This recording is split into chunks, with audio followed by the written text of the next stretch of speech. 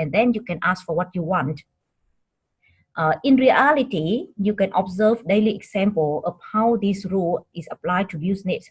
For example, you can walk into a supermarket and a promoter can offer you to try the new candy or try new food. Yeah. Another example is my personal experience.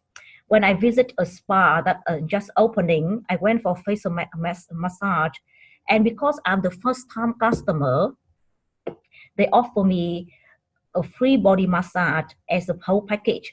And after that, I end up paying a huge bill for their facial product when they, by the end of the day, when they present me with a list of facial products and recommend me to purchase those to take care of myself at home. And I found it really hard to refuse, given that they offer me the free package, body massage package before. So how we apply this rule of reciprocity in wildlife demand reduction? So it has been said that to amplify the power of reciprocity, we need to ensure what we give is meaningful. So we ask ourselves, who can we have or what can we have? So with that starting point in thinking, Traffic has organized a series of risk management workshops for industrial sectors such as transportation, who has a high risk of transferring the illegal wildlife product. So by offering them the risk management workshop for transportation companies, we can offer them something that is really relevant to their business need and benefit them in strengthening their legal compliance, reduce their risk of law violation, and might also increase their competitive advantage. So in the future, we consider expand those kind of activities to other sectors such as art craft sector, where they sourcing the wildlife product as a materials for art craft product. And we can consider other sectors such as hospitality and tourism, where they accommodate the tourists who are interested in consuming or purchasing wildlife product. The second principle of persuasion is scarcity. So in the rule of scarcity, it states that which is rare or becoming less available is always more appealing. And people seem to be more motivated by the thought of losing something than by the thought of gaining something of equal value. And we normally assume that those products are better because we find that we desire them more, and things are made less available through social demand are rated the most desirable of any. An example is the research result on Mr. L, a consumer archetype of rhino horn consumption. So a consumer survey conducted by Traffic in 2013 showed that Mr. L, that means the user, buyer here, tend to consider purchasing rhino horn in the future due to its rareness and preciousness. So the extension of rhino leads to even a stronger intention to purchase. Therefore, to apply the rule of scarcity in demand reduction of illegal wildlife products, we should not mention the scarcity of those products. It will make people want them more and find any way to possess it. Another example, we're thinking of applying this principle is when we want to engage business community into action against wildlife consumption, we might consider conveying the messages on the possibility of losing business opportunities or competitive advantage in international market, where the Environmental Protection Act is highly valued, rather than just merely calling for their goodwill in environmental protection. And the fourth point, as I mentioned before, we assume things are good because we desire them more. That means the scarce things do not taste, feel, or work any better because of their limited availability. So there's room for the messages focusing on the real solution for customer needs, rather than selling an alternative to customer. For example, people thinking about rhino horn as a solution for treatment of many kind of disease. They believe it's a miracle, especially for cancer. So instead we can promote like a proper treatment adherence. So instead pursuing an like unscientific proven solution such as using rhino horn. Our third principle on influence is the principle of authority. In this rule, it states that in uncertain situations, people normally follow the advice of credible, knowledgeable others. So why do people respond to authority figures? Research explains that because we are grown up surrounded by those bigger, smarter, and more experienced than ourselves, and we are trained from birth that obedience to proper authority is right, and disobedience is wrong. So the mass symbol of authority are often enough to gain instant compliance. For example, titles such as doctor, professor, PhD, or chairman, when you often find the words from those people with title are much more powerful and persuasive than normal people. And clothing such as a hospital uniform, a police uniform, or even in business, a person with well business suit will make a much more good impression. And trappings, like we normally associate certain characters, such as an expensive cars or watches, to be associated with a successful businessman. And you can establish yourself as a credible expert by presenting your knowledge, experience, building up your credential, and acquire relevant trainings to build up your credential. An example of how rule of authority can be applied in public health is my previous project, Alive and Thrive. Alive and Thrive is a project funded by Gates Foundation, which work on promoting optimal infant and young child feeding practice. One of their tasks is to advocate for a policy to promote exclusive breastfeeding. So they use international nutrition experts from WHO, UNICEF, famous doctors or researchers to talk and present scientific evidence about breastfeeding at workshop, at high-level workshop participated by National Assembly delegation, provincial authority, and related ministry, so they can persuade those high-ranking officers and get their support in policy changing. An example in business is how Unilever used authority to increase the credibility of their product. So in the year of 90s, when Unilever just entered Viet Nam market, they get Pasteur Institute. Pasteur Institute is the shorter name of the National Institute of Hygiene and Epidemiology. So they get the Pasteur Institute endorsement for their skincare and hygiene products. So in every TV commercial of the product, it always ends up with the tagline, tested and endorsed by the Pasteur Institute. So how can we apply the principle of authority in wildlife demand reduction? So we can use the health expert to promote for alternatives and bring real fact to clear the myth of treatment using wildlife products. For example, people, as I mentioned before, people believe in using rhino horn or using pangolin scale for lactation. Yeah, so we can bring a highly credentialed doctor to talk about the alternatives. So that's the end of the first three principles. Now I would like to transfer to my colleague, Trinh will talk about the other three principles of persuasion. Thank you, Ha. Now that Ha has reviewed to you the rule of authority, I would like to propose that you go one more step. So instead of just giving the appearance of authority, why not establish actual authority for yourself? And how do we do that? I am talking about applying the rule of liking, which mentioned the fact that we are, as human beings, often prefer to say yes to those we know and like. Using this advantage of our human traits, we can look into establish credibility through four basic elements, which I have listed here on screen. Expertise means that we like people who have relevant knowledge and capability in a relevant area. For example, if you are selling accounting software, the fact that you are a graduate from Harvard may show that you are very smart, but the fact that you are an experienced and successful accountant is far better. Trustworthiness means that we like people you know.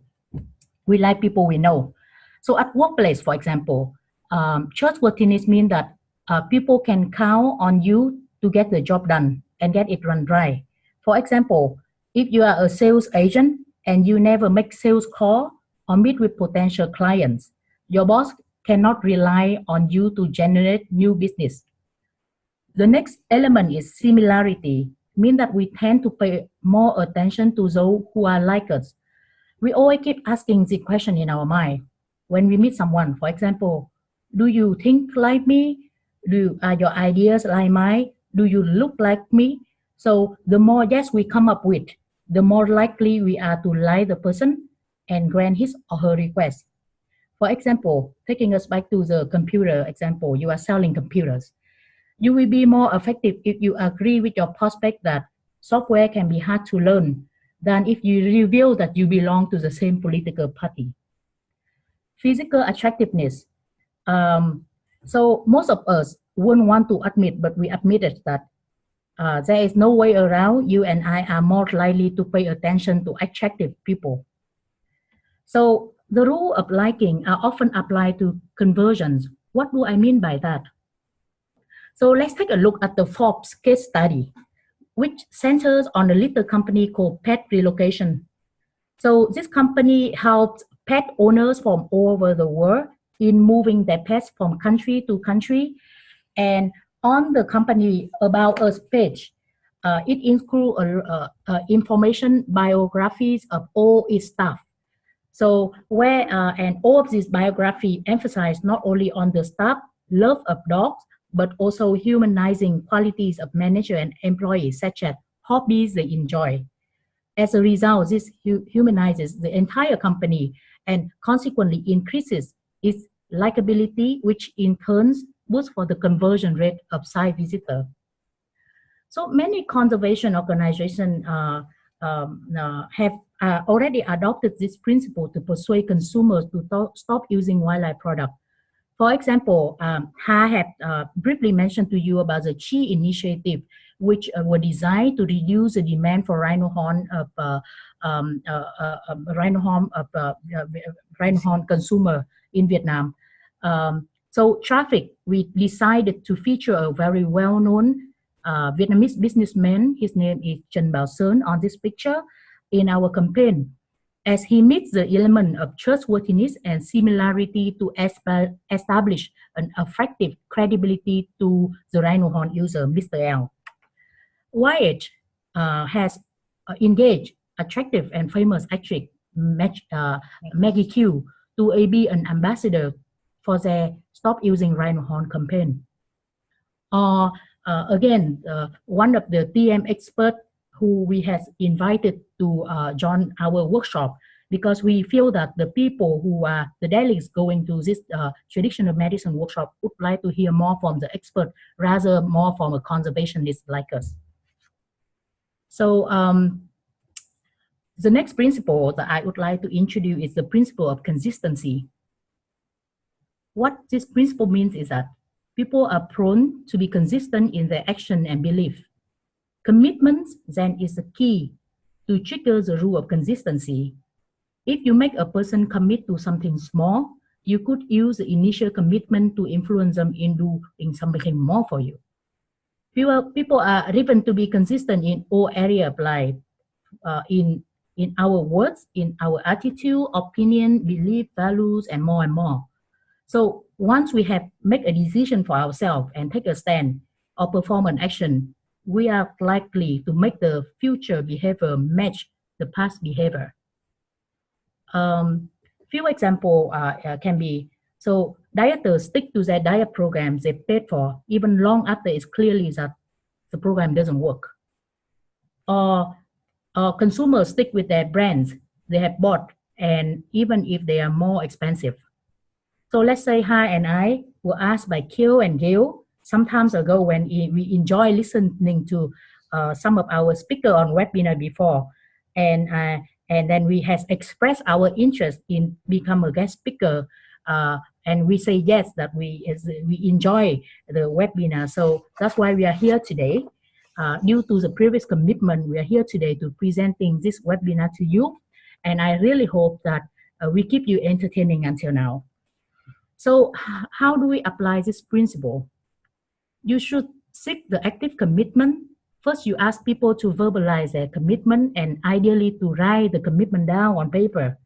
So building a long-standing commitment by encouraging them to eventually take a public stand or involve others around them.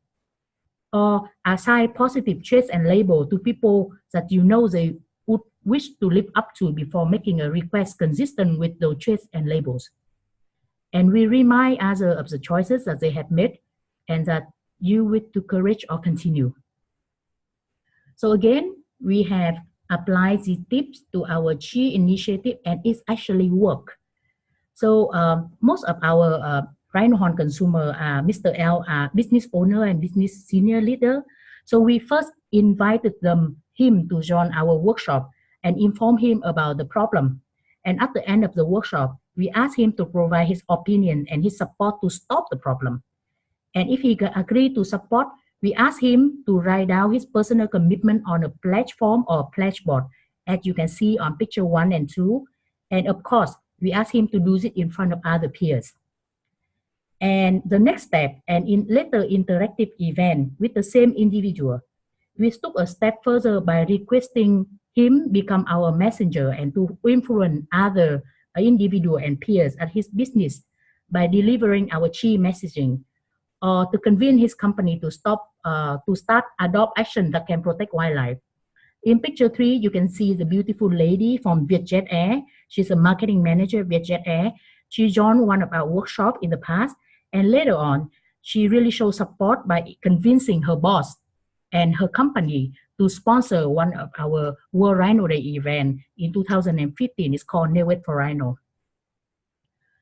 And we also use a principle to work with Buffalo Tour to launch a small joint communication campaign called I Am Not Souvenir, aiming at discouraging the purchase of wildlife products among the tour groups coming to Vietnam that are using Buffalo Tour services.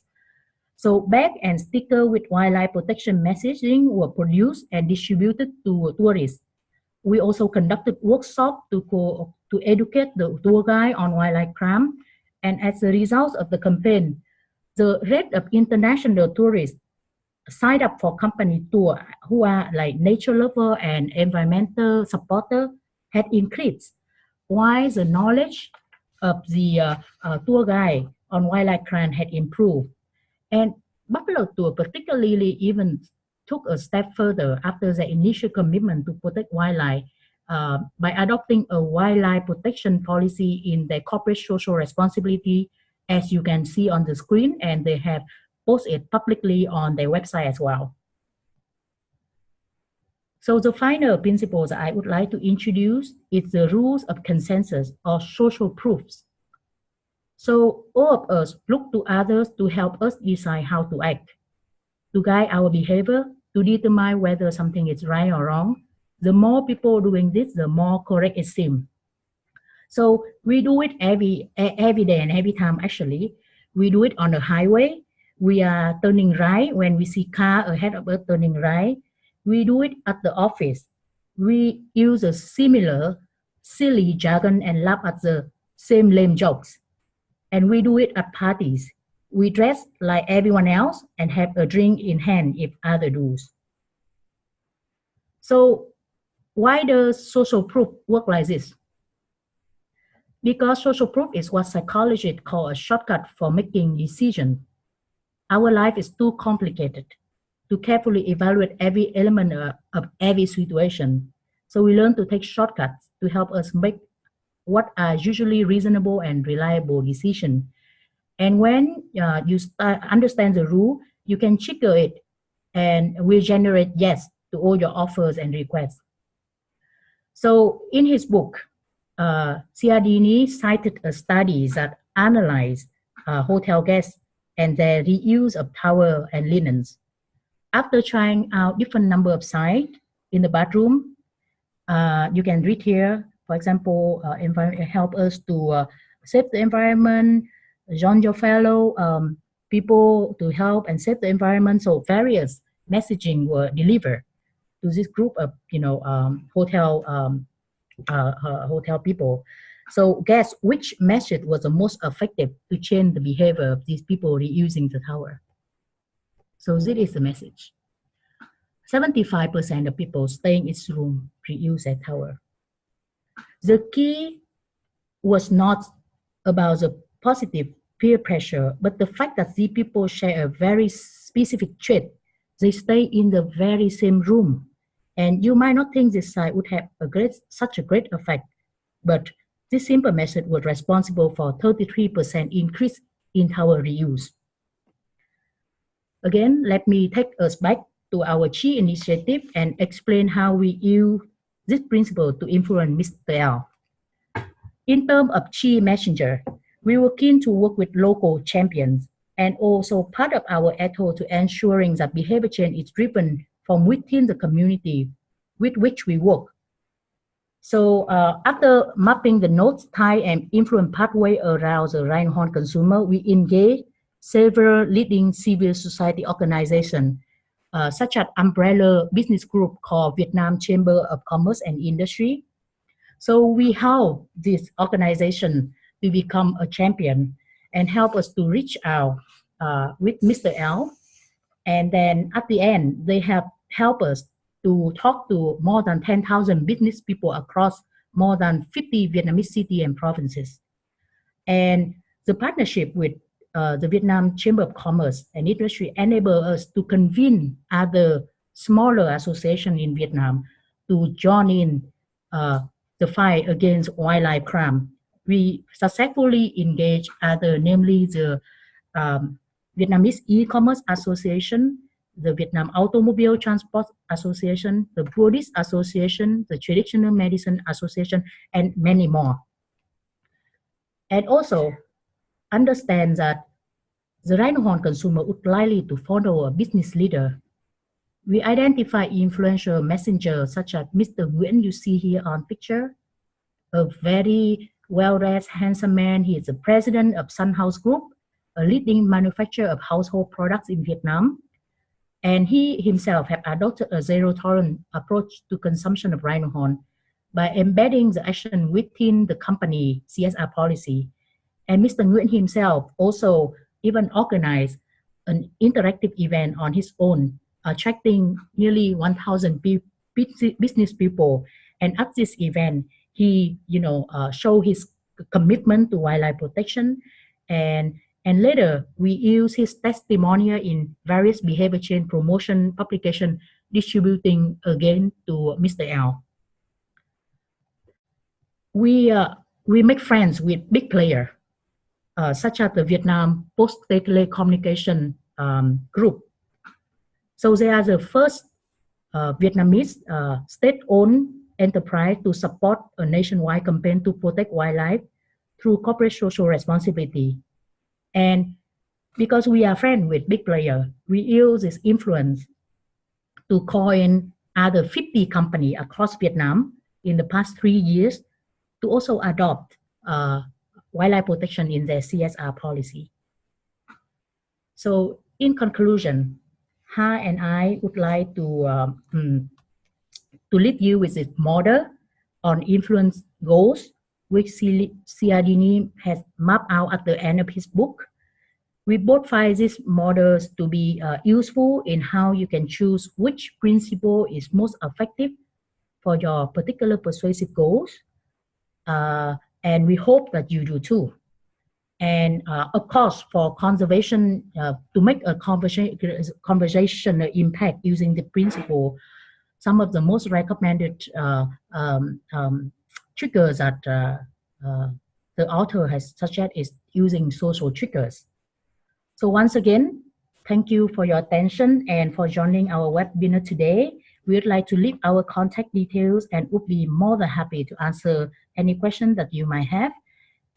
We will be glad to forward to you the example and the study we have used throughout the presentation today. So thank you. Thank you. Great, thank you very much, Trinh and Ha. That was a very stimulating presentation, and I'm sure many of us working in conservation can relate to all the useful examples that you just gave. So thanks very much. I think there will be quite a number of questions from the audience now. So I would like to hand it over to Gail to share the conversation. That's great. Thanks very much, Kyo. And yeah, really fascinating to have that update, Trinh and Ha. Thank you so much for all your work to prepare the slides, and very informative overview. So I guess I, as ever, have some questions, but I wondered if anybody else in the audience would like to kick us off.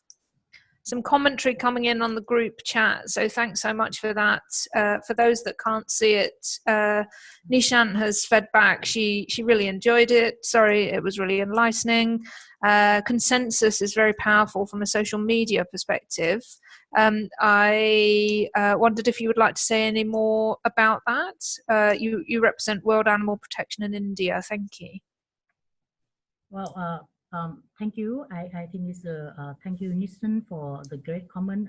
And both Ha and I, we agree with the amount of people are engaging to the internet, and more than half of the population in Vietnam at this moment are using smartphone. So we do indeed find that social media is the very influential channel, because people often follow what other posts and do what other posts. However, I would love to also hear more about the work protection animal from India example.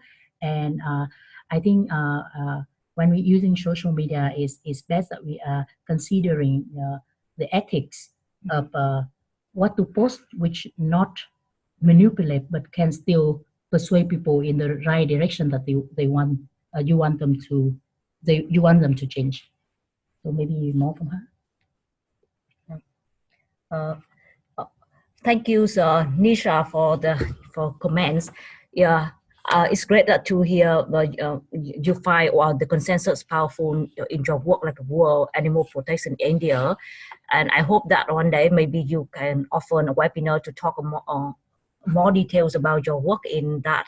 And also, I share the same opinions with Trinh, and actually social media is now becoming very powerful, especially in the wildlife protection area and in environmental protection. Like recently in Vietnam, people start caring about the tree is cutting down, or the massive death of the fish in the sea due to the factory pollution.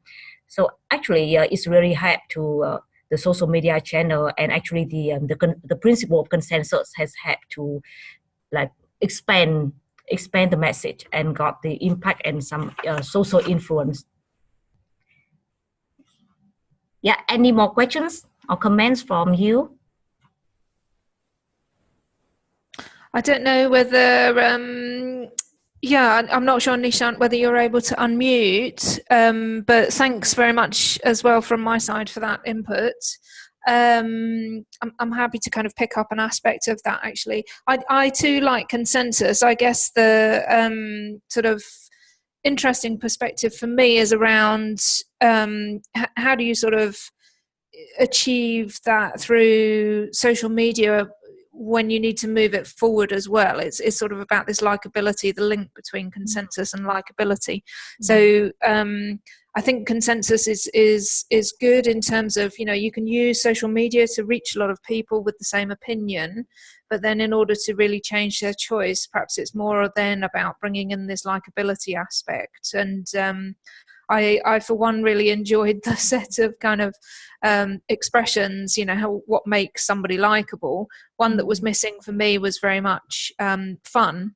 I think good looking will always be something, we're always attracted to a poster of a handsome or beautiful person that can sort of give us a message and make us think in an inspiring way about a new lifestyle choice. That essentially is at the root of how that kind of function works. But then it's about if it's good fun, you feel like you're more willing to take on this new inspiring choice. I wondered if Trinh and Ha, you have any thoughts on that and what your own reflections might be around that.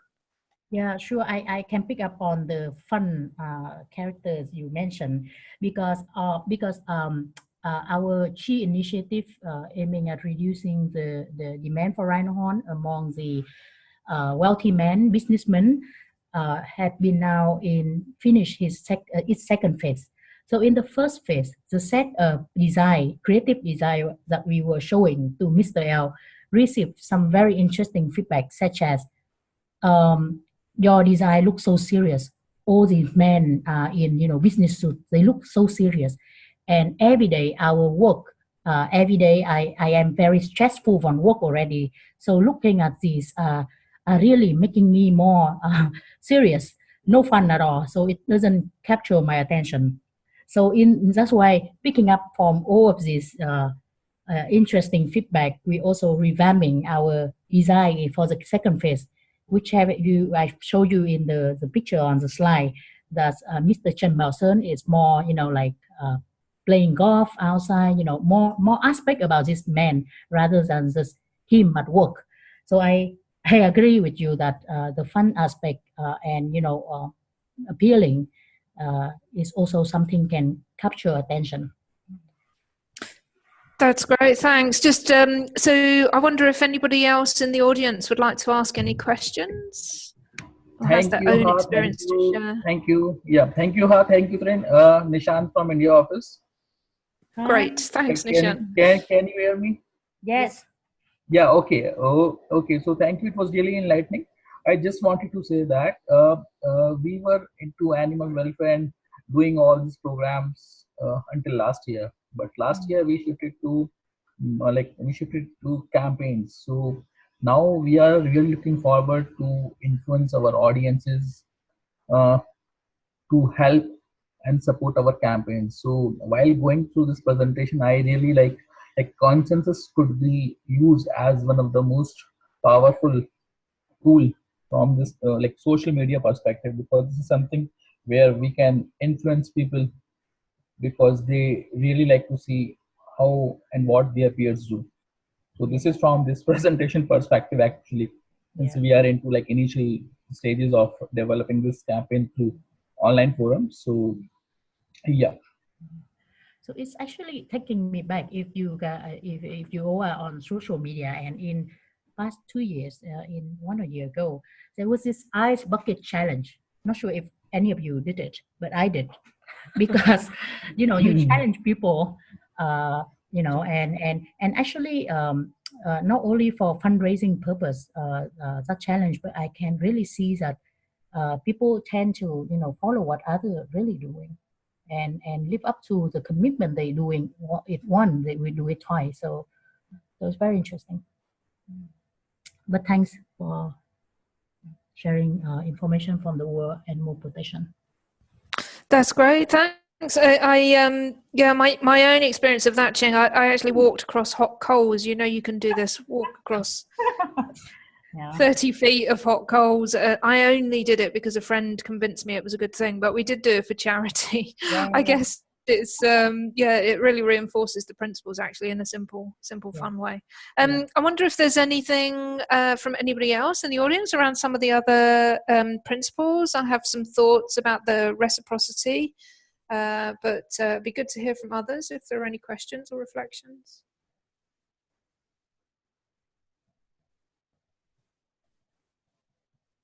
Maybe to kick us off then, I guess for me a key thing that we often overlook in much of our demand reduction approaches anyway is this sense that we need to recognize and reward. This actually for me is part of reciprocity. Sort of people feel that they're giving something up by taking on this new behavior on occasion, and what we give back then becomes this recognition and reward, and it really reinforces people have done the right thing and that they're going down the right path. And it also ties in quite a bit from a theoretical perspective with stages of change model for those that might have used that. Cialdini didn't make those links at the time, I don't think so much, because the models didn't overlap in that manner. But since then, I do think from a practical perspective, it'd be interesting to explore, to what extent should we be making sure we recognise and reward new behaviours as part of our demand reduction approaches, not just continually focusing on pushing people away from a bad choice. I wonder if you have some reflections on that, Trinh and Ha, and if anybody else has any thoughts as well.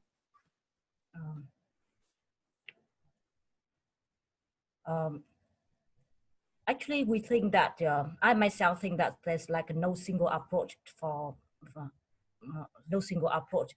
So we need like a combination. When apply the principle, we need to consider like the combination of many principles. For example, it's like maybe reciprocity and also authority and liking, because when we thinking about what should I say? Like if we like as we pointed out before, like if we want to create like a consensus, like social proof for something, we want someone like key opinion leader who can influence others, who possess the charm, who have the credibility to speak his opinion, to advocate for his opinion in the public, and also that person maybe have the good appearance, also have credibility. And so it depends on each campaign or each matter. We should consider which principle to use, and also consider the risks of applying each principle. For example, if we use authority, and we have example before when we use like celebrities, so and it may face the risk that the risk of that celebrity in reputation may also affect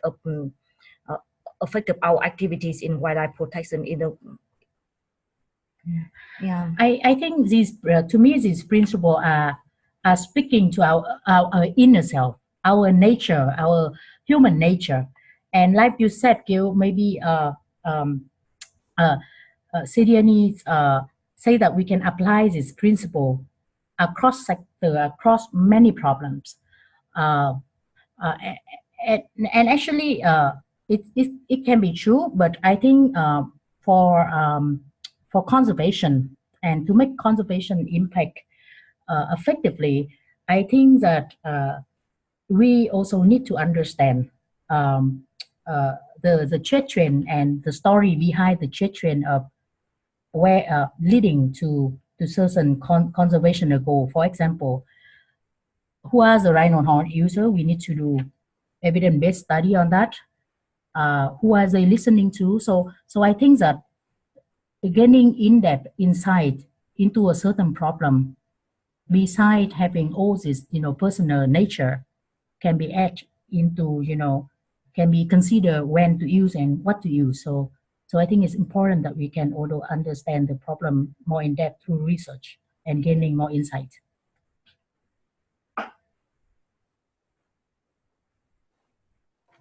Okay, great. Thanks, Trinh. Any thoughts or questions again from the audience? You're all very quiet today. I hope it's because you're Monday. learning and reflecting and contemplating. Starting of the week. One thing I thought would be useful to just double check with both of you, actually, Trinh and Ha, if you were going to kind of pick one of the principles that you learned about that you felt, this is the key principle in our work, and one you should always bear in mind. I'm sorry to put you on the spot, but which do you think it would be and why?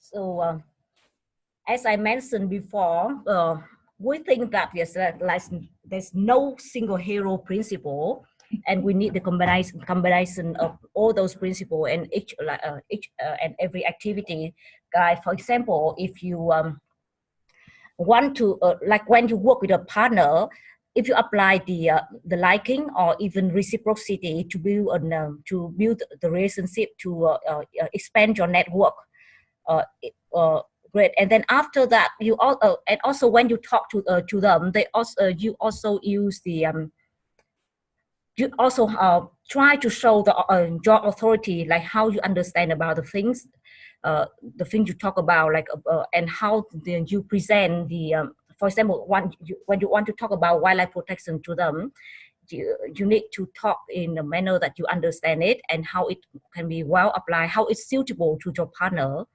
so to get them buy-in. And also you need to be consistent on what you do. And for example, when you talk about doing this thing, and you should be consistent in every campaign and every activity, not only in work but also in life, because they will not gonna trust you if you say that I don't consume wildlife. You encourage them to not consume wildlife protection, but then you use it in daily life. And yeah, that's some example of, we need to use a combination. Yes, like just in a like relationship with your partner. And when the also, do you want to add in something? Yeah, I agree. Actually, we need to look at the problem and decide on to look at your influence goal and decide which principle to use. But for us in Vietnam, dealing with illegal behavior such as consumption of rhino horn or other wildlife products, we think that both legal or illegal behaviors, there are negative and positive about it, and they always have barriers and challenges to change either both legal or illegal behaviors. So so again, I would like to take us back, and I would recommend you to look at the traffic 5-step behavior of change. We need to understand the behavior, the motivation behind the behavior, the audience profile are key to consider, and your key audience, which principle and combination should be applied. For example, when we talk to the Vietnam Transportation and Automobile Association, we cannot use the same method that we use with other, because, for example, this logistic and transportation, they are dealing with transporting illegal wildlife every day. We actually need to be more forceful using authority to talk about the legal framework that are designed to punish whoever transporting illegal wildlife products. But however, if you want to gain a favorable support from business association to help you reach to businessmen, you cannot all the time apply authority. You would need reciprocity, or you would need liking, and consensus. So many examples are around this. So there is no simple, like I say, no hero and no most important to us. I was so after a hero principle, but okay, I accept your integrated response. One other reflection that struck me was in relation to consensus, the 6th principle, I think. It relates a little bit to sort of this research response that we often get, and I know the Hotel Tao study is actually a really it's quite a well established one. The message testing has been cited many times. I think it's probably one of Cialdini's most famous examples. The other was the difference in the messaging that he used with the wood being taken from a protected forest. For those that haven't heard about that case study, it's a very good one. It's got some interesting insights into when it's an illegal behavior and you're trying to dissuade people, in this case from taking wood from a protected forest. You kind of invert the use of norms, so it's about the use of subjective and injunctive norms, and perhaps as part of the follow-up to this work we can share the link to that case study. But the response that always gets me is this difference between people will often say they want to protect the environment, and in social science research often that's their primary kind of response. Who wouldn't say they want to save the world, right? But actually the messaging that really changes their choices is this kind of what others are doing. So for me, that particular case study around consensus is very useful to be reminded of, and I wondered if you had any further thoughts or reflections about that yourselves. Yeah, I particularly personally also really like that cover study from Cialdini, and I agree that when we are making personal link and showing that people like you doing the same thing that you might be doing is like speaking the same language. We are conservationists. We of course really care about, for example, the welfare or the well-being of species.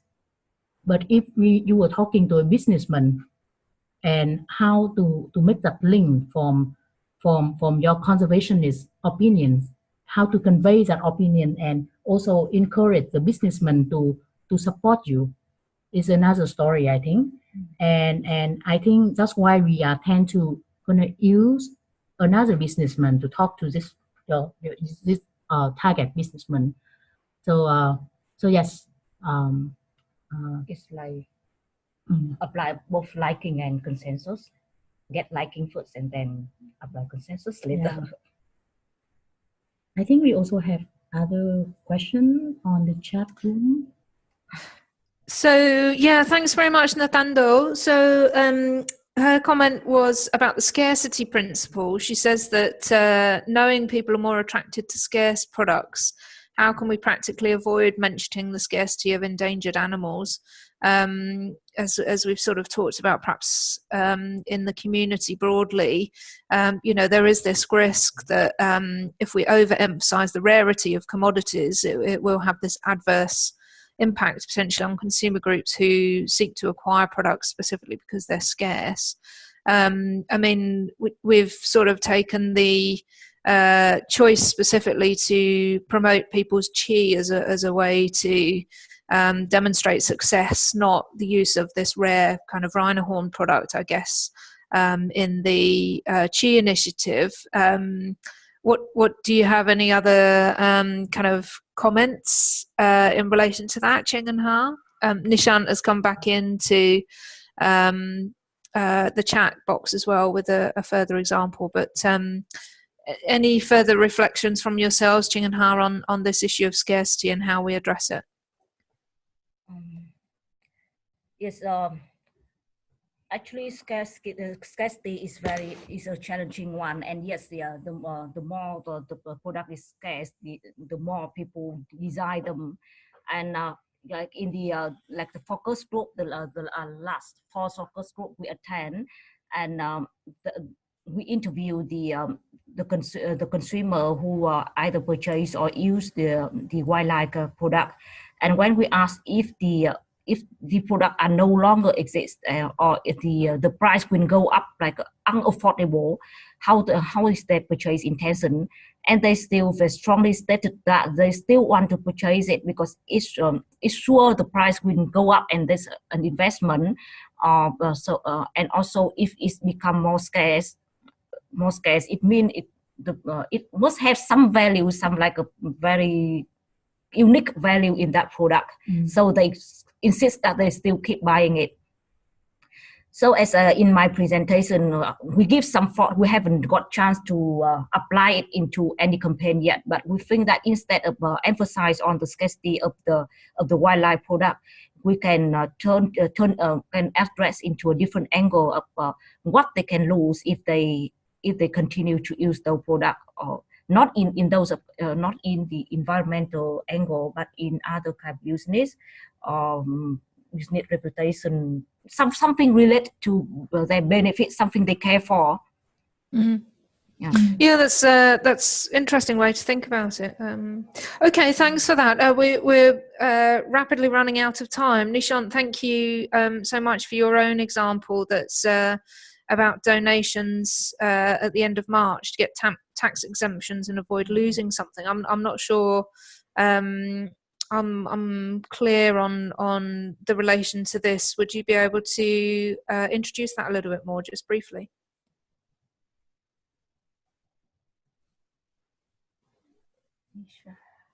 Nishant, are you able to? For me, what I gain from this particular principle is to people have that sense of fear during the March end, when they are near that deadline to pay their taxes. So if we are asking them to donate something, so that actually gives them two advantages. So this is like the first advantage is to get that sense of belongingness towards a particular cause where these people donate, and second, they also get certain tax exemptions by paying this money to the NGOs. So I think this is how I try to relate this a particular principle with my example. Okay. All right. Well, that sounds ripe for discussion on another occasion. So it would be great if we can engage you perhaps in the next set of webinars and explore that a little bit further. I think that's been a great discussion. I hope that covered anything the audience would be interested to hear more about, and huge thanks once more from my side, Trinh and Ha, on that excellent set of reflections and really valuable additional insight there towards the end. So back to Kyo now to wrap us up. Thank you. Thank you very much, Gail. So there seems to be quite a conversation going on toward the end. So I encourage you, if you still have anything you want to discuss, please use the forum in our Toolkit website at worldwideweb.changewildlifeconsumers.org. We have a Toolkit a forum discussion forum there. You can continue the conversation there if you would like. Well, I think I just want to say thank you very much to Trinh and Ha again for your time and effort in preparing the slides and sharing your insights with us today. And also thank you very much everyone in the audience. We'll be posting the recording of this session on our Toolkit website as well. And also I would like to let you know that our next webinar session will take place on the 26th of June. At the same time, so 7 p.m. Bangkok time and I think 1 p.m. UK time, and we'll be joined by Dr. Cameron Brick from the University of Cambridge, who will be speaking about how social situation could play a role in influencing pro-environmental behavior. Otherwise, I thanks very much once more, and I hope you enjoyed the session and see you again next time. Bye bye. Thanks, Kyo and all. Thank you. Bye bye. Bye. Thank you.